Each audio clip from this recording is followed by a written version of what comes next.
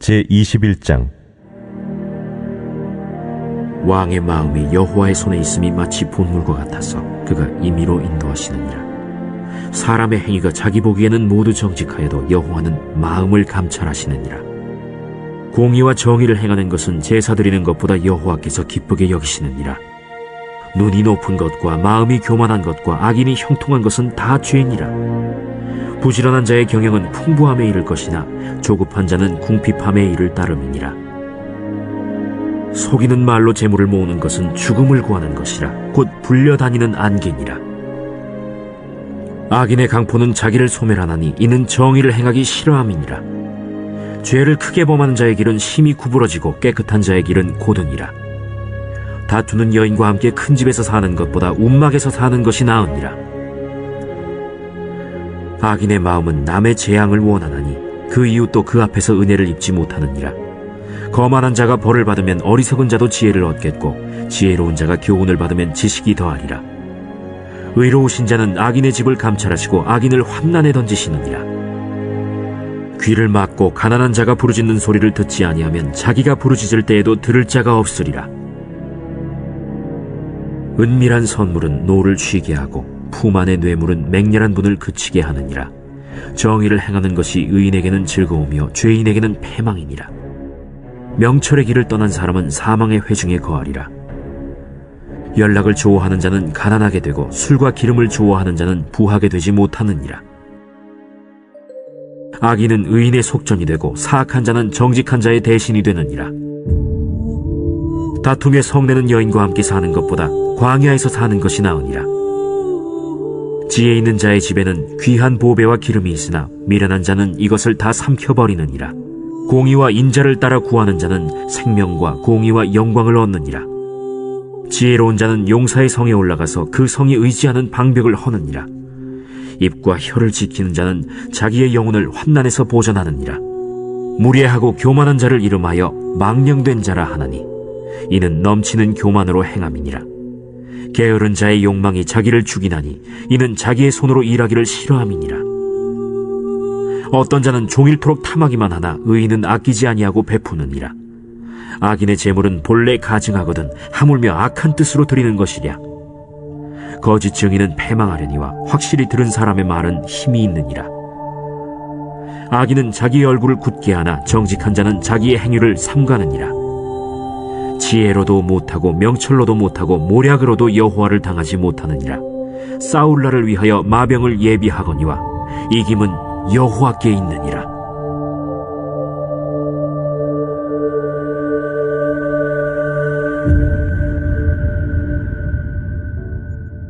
오늘의 말씀 잠언 21장의 말씀입니다. 오늘 본문 말씀 29절을 보면 악인은 자기 얼굴을 굳게 하나 정직한 자는 자기 행위를 삼가느니라 라고 말씀하고 있습니다.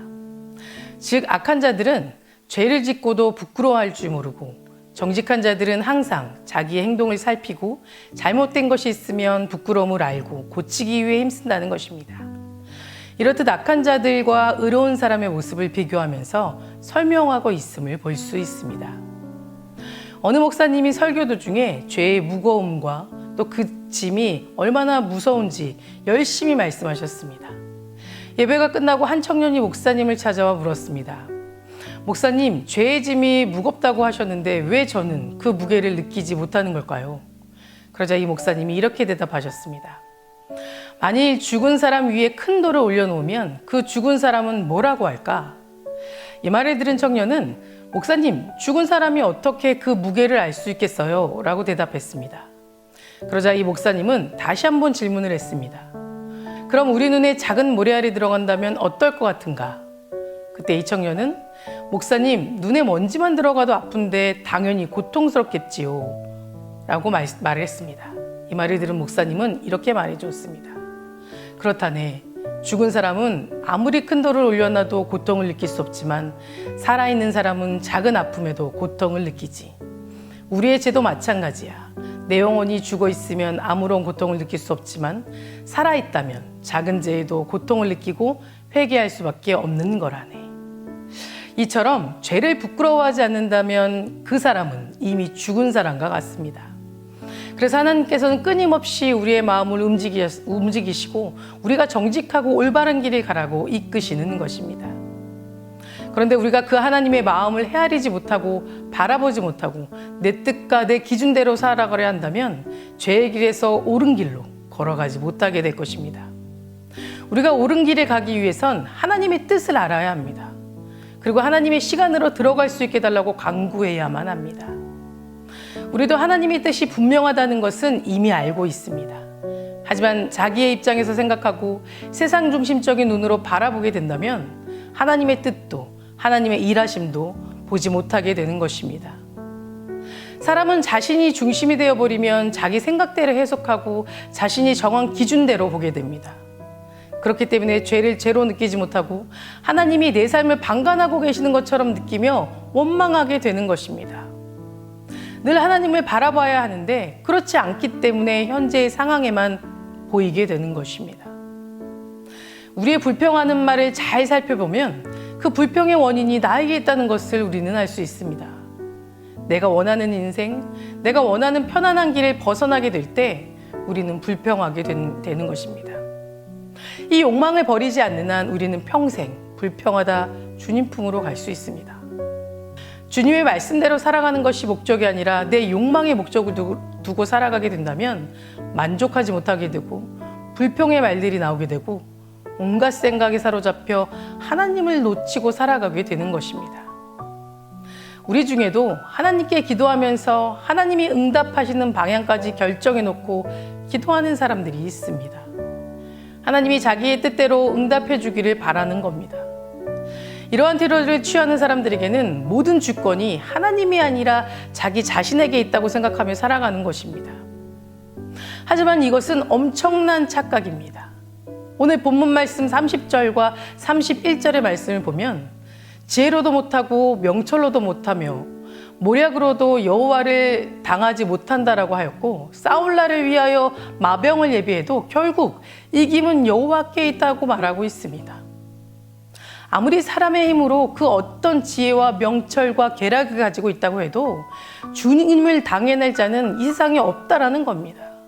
아무리 사람이 말과 창과 무기를 준비해놔도 그 승리의 결과는 오로지 여호와께 달려있다라고 분명하게 말해주고 있습니다. 우리의 삶 역시 마찬가지입니다. 어떠한 상황 속에서도 그 방향을 결정하는 것은 오직 하나님께 속한 것임을 인정해야 하고 우리의 성공과 승리의 절대적 주권은 오직 하나님께만 있음을 믿고 의지해야 합니다. 그렇다면 하나님의 자녀인 우리가 이처럼 승리의 하나님을 의지하고 믿는다는 것은 정확히 어떤 모습일까요? 저는 하박국 선지자가 하나님 앞에서 자기의 태도를 바꾼 것이 이에 대한 해답이라고 생각합니다. 처음에 하박국 선지자는 하나님께서 보여주시는 환상 가운데 이스라엘 백성들의 타락한 모습을 보면서 하나님께 따져묻기 시작했습니다. 하나님, 왜 이들을 심판하지 않으십니까? 왜 하나님은 가만히 계십니까?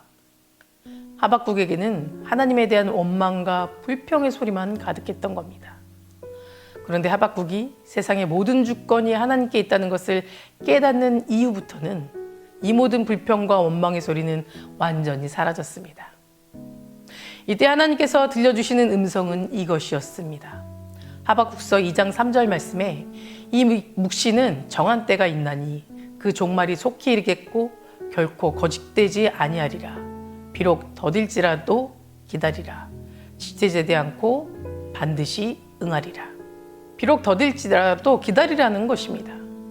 하나님께서 우리를 향해 때로는 침묵하시고 그 침묵의 시간 속에서 우리를 부르시는 이유는 반드시 분명한 하나님의 뜻이 있다라는 겁니다. 그것은 바로 나의 불평, 나의 원망, 나의 뜻이 다 사라지고 하박국 선지자처럼 오직 내가 당신의 말씀을 듣겠습니다, 기다리겠습니다 라고 고백하며 참된 승리의 길로 인도하시는 하나님을 믿는 자세로 돌이키는 것, 이것이 우리가 해야 할 일이고 승리의 하나님을 바라보고 있다는 증거인 줄 믿습니다. 사랑하는 성도 여러분, 우리의 상황과 처지를 가장 잘 아시고 어떤 길이 승리의 기름을 아시는 분은 오직 하나님밖에 없습니다. 그리고 하나님의 응답은 우리의 때가 아니라 하나님의 때에 반드시 이루어집니다. 그 가운데서 우리가 해야 할 것은 하나님을 의심하는 마음, 원망의 마음, 불평의 마음, 내 뜻대로 되기를 원하는 욕망들을 하나하나 제거하면서 내 자신을 거룩하게 변화시키는 삶일 것입니다. 이런 자들을 하나님은 절대로 방관하지 않으십니다. 가장 좋은 것으로 가장 좋은 때에 응답해 주실 줄 믿습니다. 다 같이 기도하시겠습니다. 오늘은 수요일입니다. 수요일의 공동기도 제목은 교회를 위해 기도하겠습니다.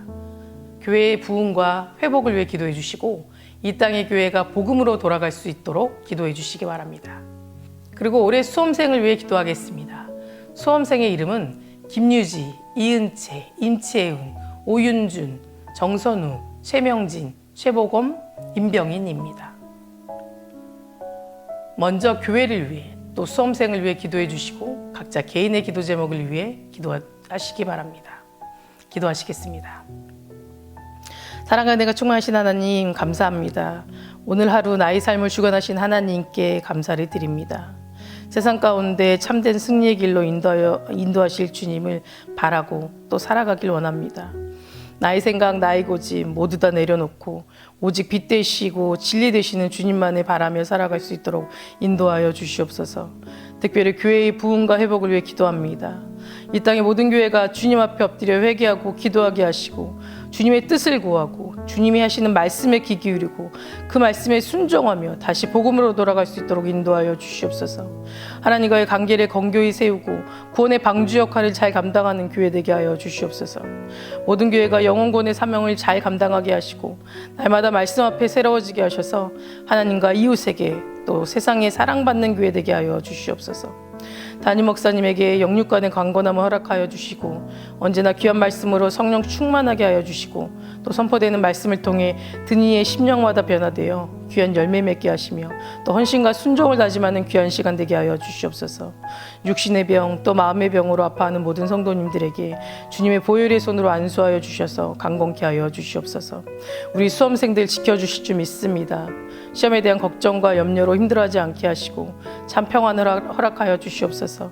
아이들이 노력하는 이 시간을 통해 큰 열매 맺게 하여 주실 줄 믿습니다. 건강과 지혜로 끝까지 지켜주시옵소서.